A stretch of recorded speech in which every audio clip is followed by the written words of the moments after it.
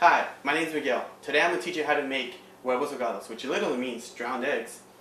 We'll be using chicken powder, tomatoes, nopales, which is cactus, eggs, garlic, loganiza or chorizo, and I like to add in chipotle to give it a more smokier and a spicier flavor. My wife doesn't, but what does she know? She's not Mexican.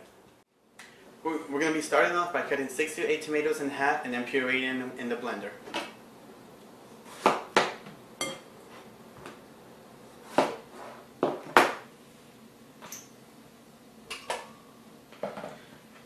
Let's start off with 1 or 2 at a time, because if you put more than one, you will jam up the blender, and that's going to be a bad situation. So we're going to be adding a little bit of water to make sure that when you blend it in, it won't be all stuck in the bottom. And then puree them. After the tomato has been pureed, we want to add the nopales, chipotle, and garlic. We want to add them now because we want them well blended, and we don't want them in chunks, especially with the chipotle. We're going to be adding 2 garlics. Not all the nopales will be used right now, just a little bit. The rest of them will be thrown in the soup later. And depending on how hot you want it, it's going to depend on how many chipotles you want to add. Me, I like my food hot, so I'll probably add 1 or maybe around 2 or 3.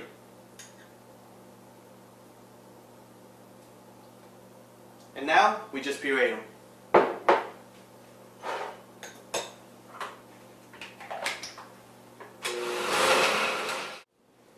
Our puree is done, and now we're going to put it into our pot at medium-high heat.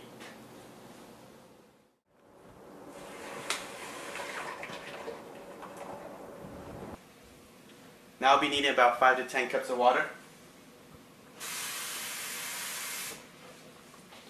For a pot this size, we'll be using about 7. We'll be covering our pot. This will help it boil a little bit faster, and now we're going to be cutting our chorizo to about 1 inch slices. After you finish cutting your loganiza, you can put it in right now. My mom used to like to wait 10 or 15 minutes, but it's my soup, so I'm pouring them now.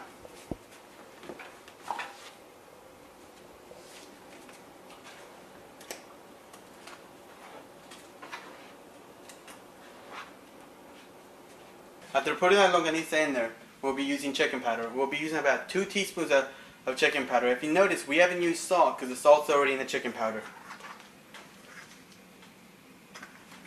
As we do this, we're also going to be pouring the rest of our nopales in there. Now the soup's coming to a boil, we're going to be adding our eggs. And as you can see, we call them drowned eggs because once they go in, they don't come back up. It's going to take about 45 seconds to cook your eggs, and you know they're going to be done when they look like this. And you always can have one for your buddy.